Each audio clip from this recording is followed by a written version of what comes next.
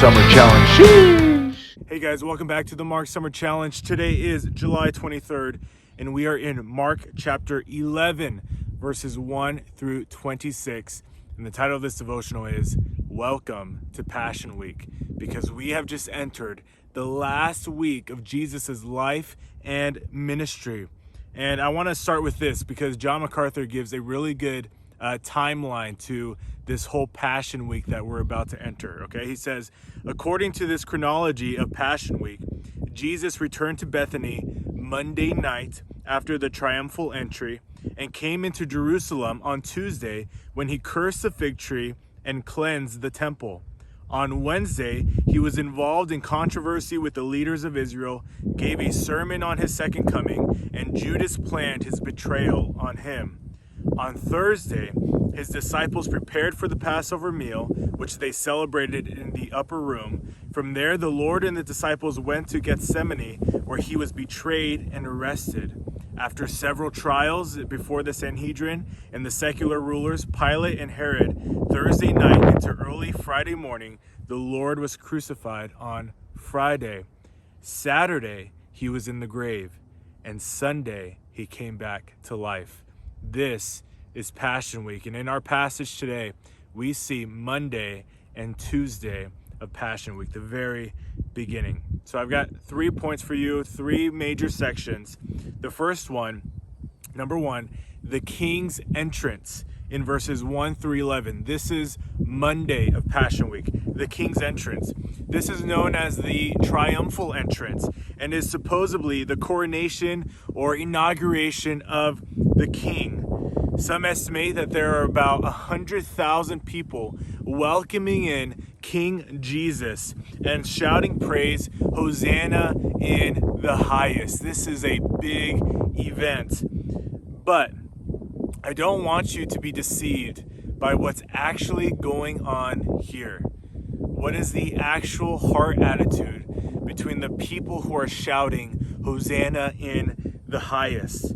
This coronation, this welcome is fake and it's empty. The shouts and the praises, they're hypocritical, they're empty, they're from faithless and fickle men and women who will, at this point, they're shouting Hosanna in the highest, but in a few days, they will be shouting out, away with him, crucify him. We have no king but Caesar.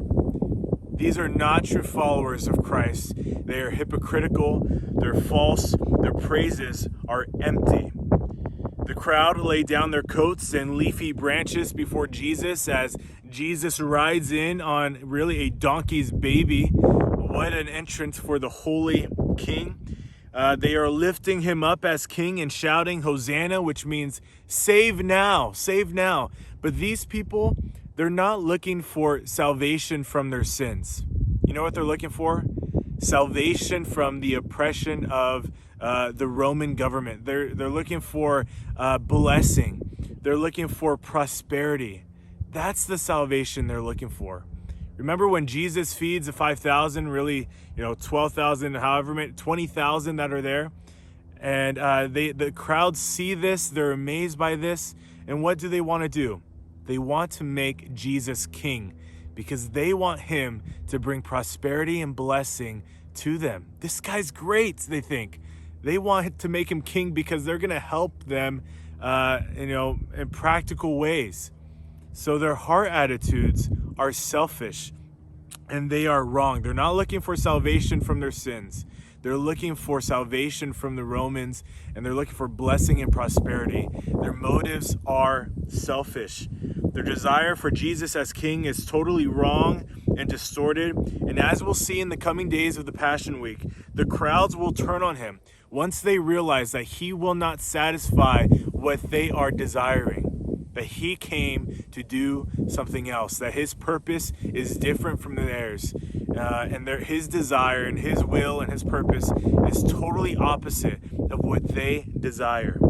They do not want the King, Jesus, as he is. They want their own king who will bless them and give them whatever they want. Can your heart tend to go this way? Can you tend to view Jesus as someone who will just give you blessing and prosperity, just give you whatever you want? This is a selfish view of viewing Jesus as king. And this is what the crowds had in view as Jesus as king. But really, he came what? To seek and to save the lost. He came not to be served, but to serve and to give his life a ransom for many, right? We learned that in our theme verse. Okay, so that's number one, the king's entrance in verses 1 through 11. This is Monday. Okay, now number two, the king's curse. The king's curse in verses 12 through 21. This is Tuesday of Passion Week. Tuesday begins with Jesus cursing a fig tree, and this is going to symbolize the destruction of the temple. The temple was at the center of all the religious activity, all of Israel's religious life, and so this was exactly where Jesus wanted to demonstrate his displeasure, his lack of favor and this really corrupt and wicked thing that's going on in the temple as worshipers are worshiping in a totally wrong and corrupt way. The religious system has become corrupt and totally backwards. They did not worship God at all. Instead, they turned the Father's temple into a place of business, taking advantage of the tons of people who would be coming in for the Passover. They're taking advantage of them. The money changers are there. They're selling things in the temple. This place is crowded, but it is not to worship Jesus. It's not to worship God and to pray to him like it's supposed to be. It's not to worship the Father. It is to fulfill their own desires and to take advantage of the system. They have totally corrupted the temple of God. And so what does Jesus do? Does he tolerate this? No, right? He does not tolerate this. He walks into the temple and completely flips the whole thing upside down. He flips the table. He drives out the money changers. Everybody is scrambling around. The money changers are scrambling for their coins that are rolling on the floor. The animals are dispersed and set loose. The doves are flying away. Everything has just been flipped on its head because Jesus will not have these people turn his Father's place into a house of business, into a place of business. This is not what it's meant to be. Jesus is furious. He is righteously angry and jealous for his Father's glory. They will not treat his Father's house this way. He will not accept it. And so, I want to ask you, do you have this same jealousy for God's glory?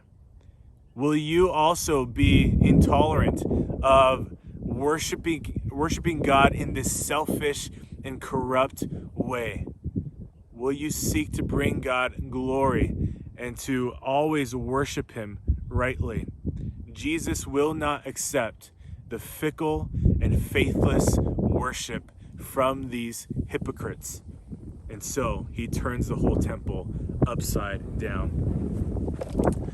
That's real time, okay? There's lots of wind here, and I'm not going to edit that out. All right? The tripod's falling.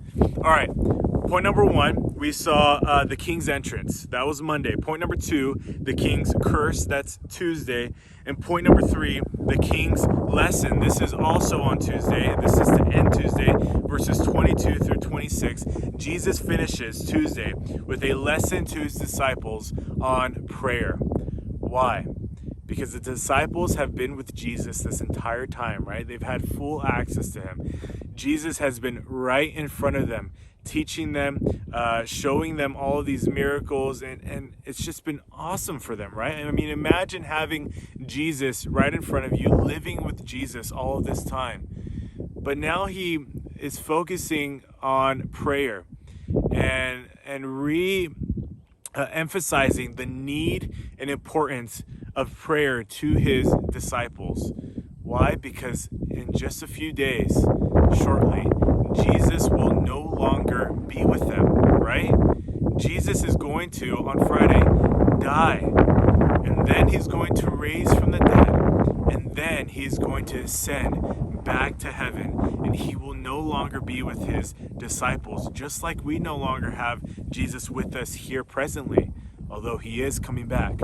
And so he emphasizes the need for prayer. And we see a few lessons from this. First, I want to make sure you know that prayer is for believers only. It's for people who have truly repented from their sins and have put their faith in Jesus Christ. It is for only children of God, followers of Christ. This is a blessing that we enjoy. And so God will not hear or answer any prayers for those who have not truly repented from their sins and followed Christ and put their faith in him. It is only for believers. He will only answer and hear the prayers from believers. Second thing I want to point out is that God is faithful to answer our prayers. And so we should pray boldly, okay? Even when life is wavering like this tripod, we should pray boldly to our God and confidently, knowing that he will, knowing that he will answer our prayers. Maybe not in the ways that we would expect, but he will answer it according to his perfect will. According to he will do things in our best, for our best, and he will do things perfectly. And so he will faithfully always answer the prayers of his children. It may not be how we expect or want in our own desires and will, but it will be according to his will. And that brings me to the third thing we need to point out about prayer, is that our heart attitude towards prayer must always be in a desire to have his will executed, to have him be glorified.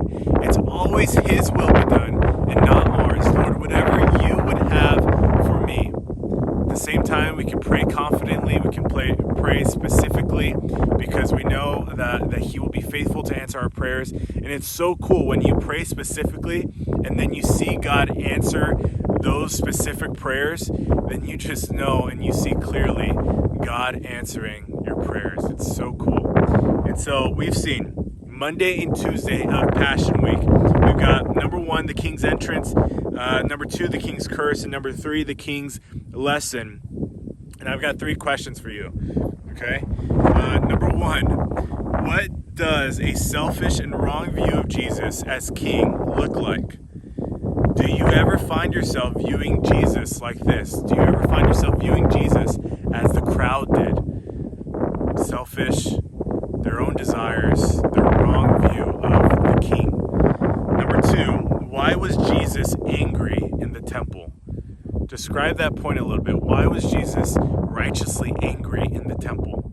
Number 3, what is the right attitude that you should have in prayer? What is the right attitude? So go home or maybe you're already home, but take this away. You've got to have a jealousy for God's glory, always wanting him to be glorified.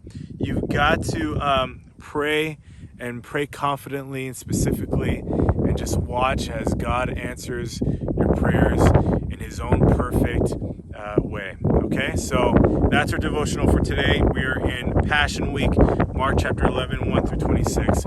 I'll see you tomorrow.